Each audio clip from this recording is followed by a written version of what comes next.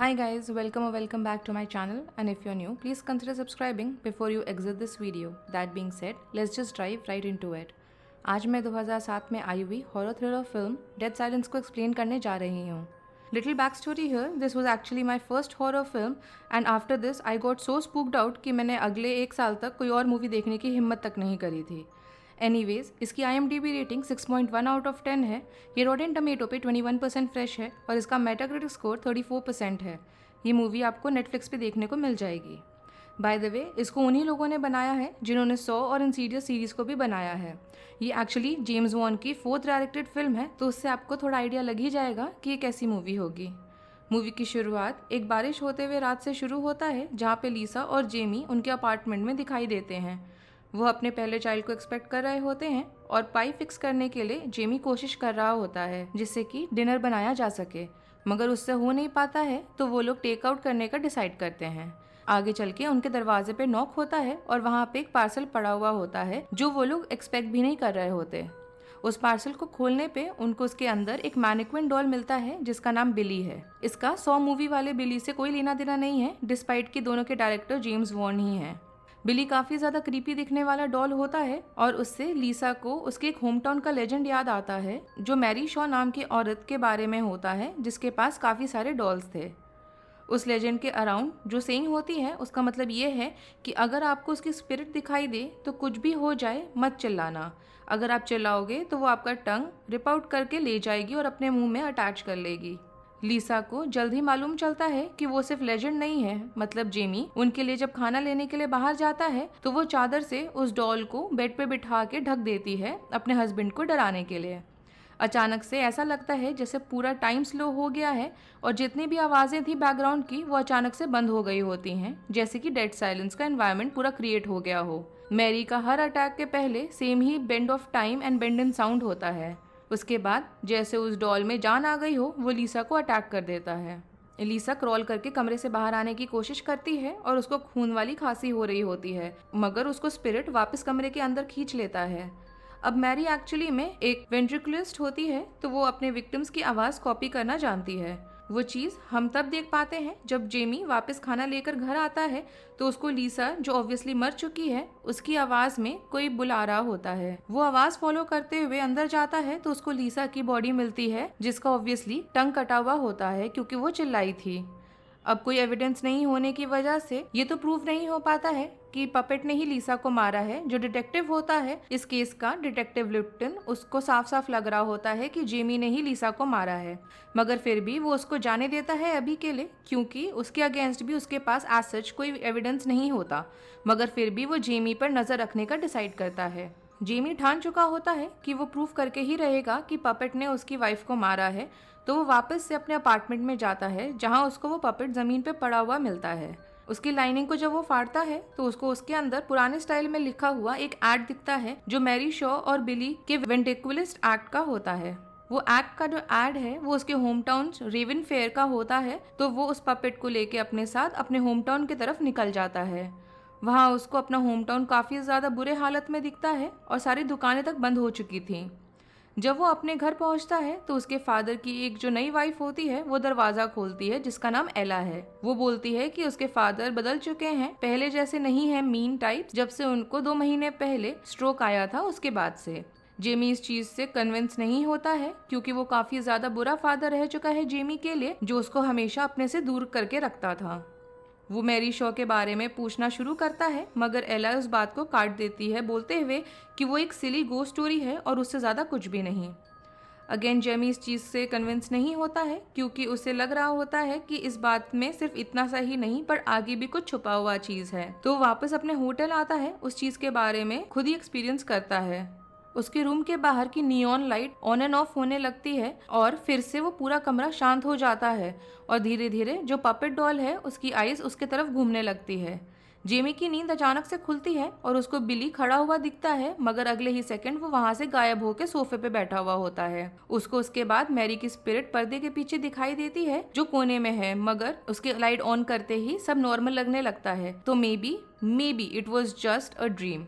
लीसा के फ्यूनरल के बाद जेमी अकेले रहने के लिए वुड्स में ऐसे ही घूमने जाता है तो उसको वहाँ मैरियन मिलती है जो मेंटली डिस्टर्ब्ड वाइफ होती है हेनरी की, जो फ्यूनरल होम को ओन करता है।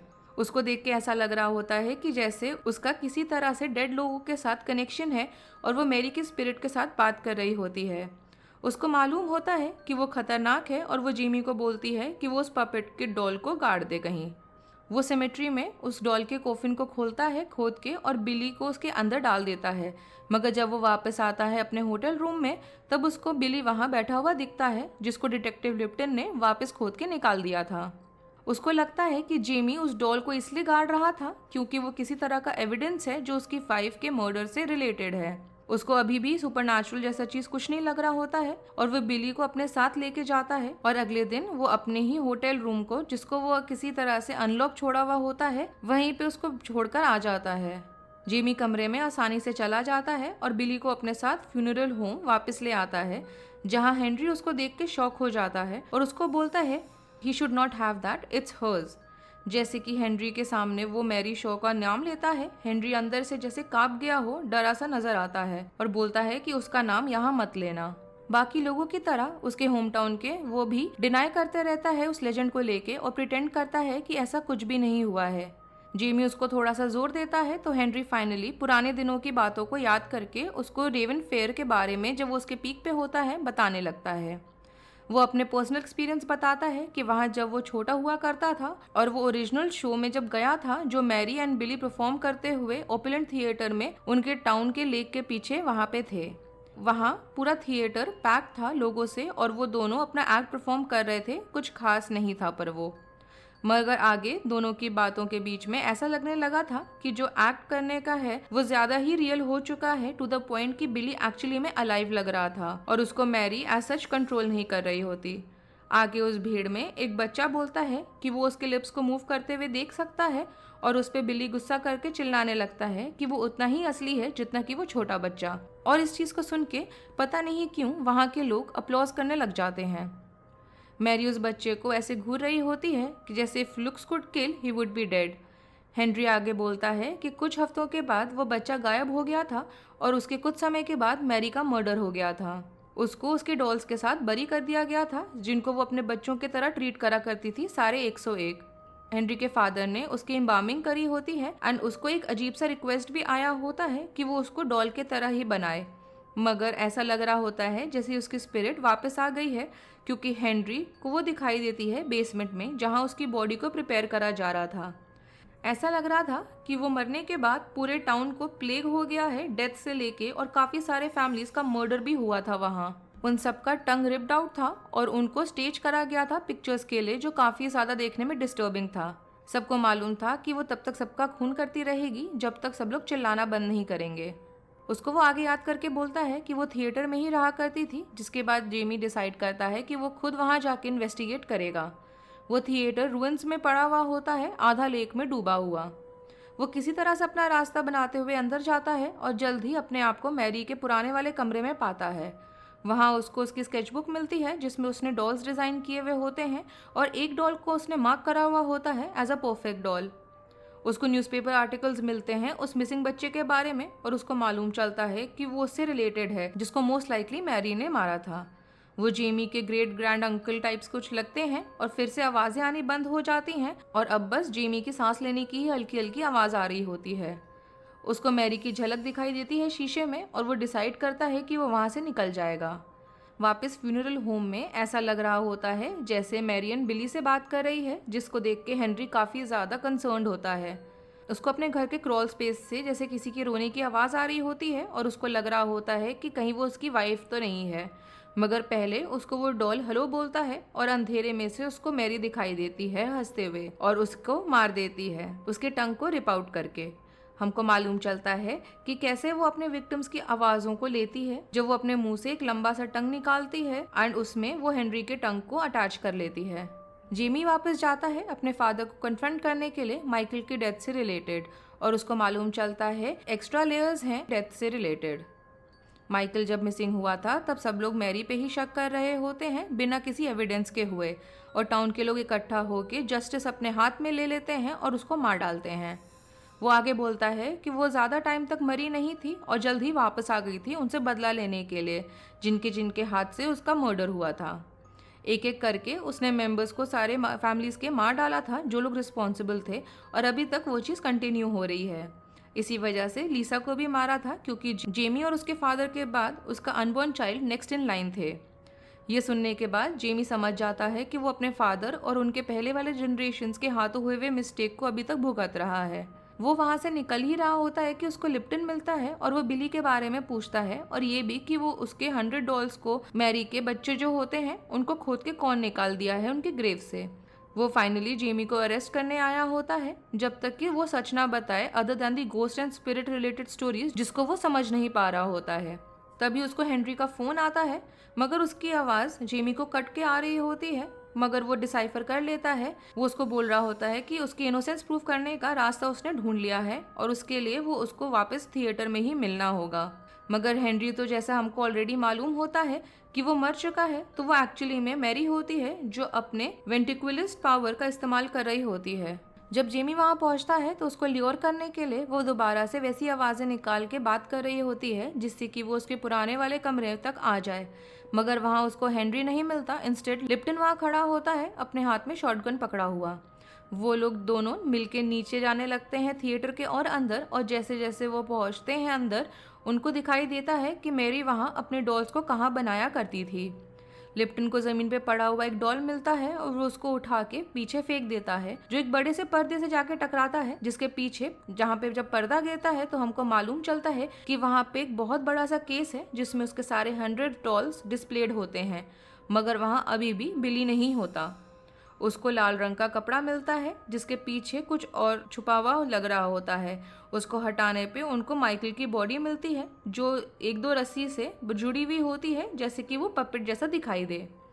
तभी कमरा फिर से शांत हो जाता है और जेमी नोटिस करता है कि ऐसे ही असल में सब शुरू होता है, और धीरे धीरे डॉल्स अपना सर घुमा के किसी चीज़ की तरफ देखने लगते हैं और उन डॉल्स को देख के लगता है जैसे वो जिंदा हैं।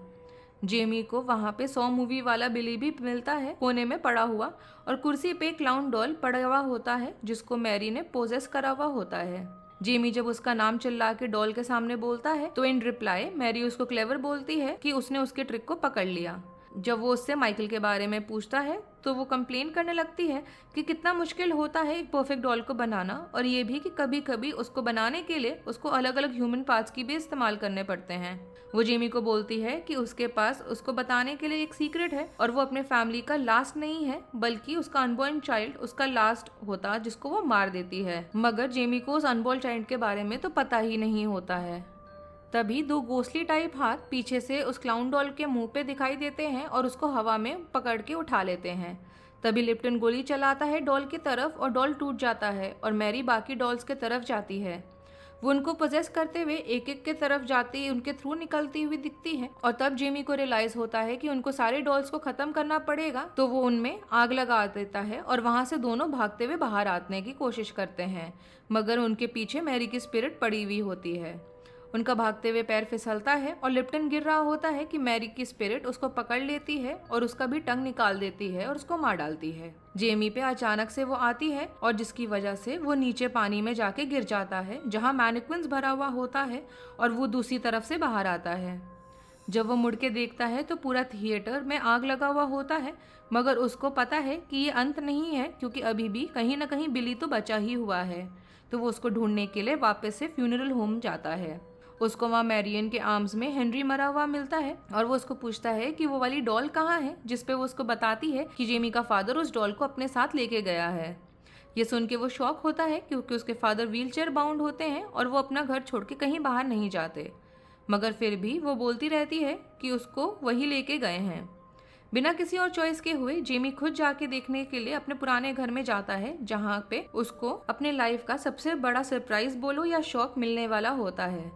अपने फादर को अंधेरे में वो ढूंढने लगता है और उसको बिली एक बेबी के क्रिब में मिलता है, और अचानक से मैरी आके उस पर अटैक करने लगती है। जेमी तभी बिली डॉल को आग में फेंक देता है, जिसकी वजह से मैरी को दर्द होता है और पूरे कमरे का साउंड नॉर्मल हो जाता है। अब लग रहा होता है कि बिली खत्म हो गया है तो अब सब ठीक हो जाएगा, मगर ऐसा नहीं है।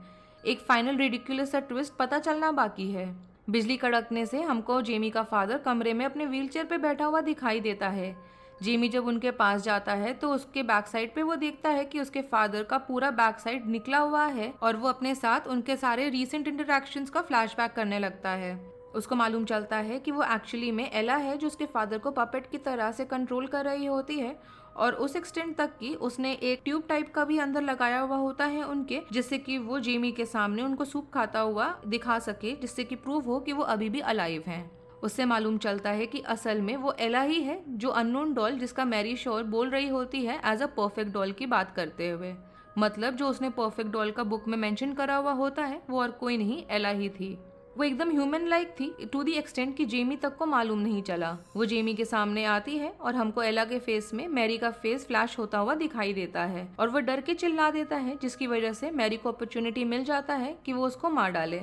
ऐसा देख के लग रहा होता है कि उसने अपना मिशन पूरा कर लिया है, और हमको आइडिया नहीं है कि और वो कितनी फैमिलीज वहाँ बची हुई थी, मगर एस्टन फैमिली की जहाँ तक बात है जेमी के मरने के बाद वो सब खत्म हो गई थी।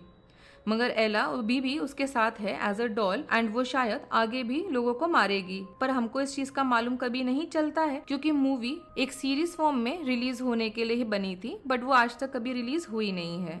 अगर आपको इस मूवी का एक्सप्लेनेशन पसंद आया हो तो do like the video, subscribe to my channel, and thanks for watching. Bye.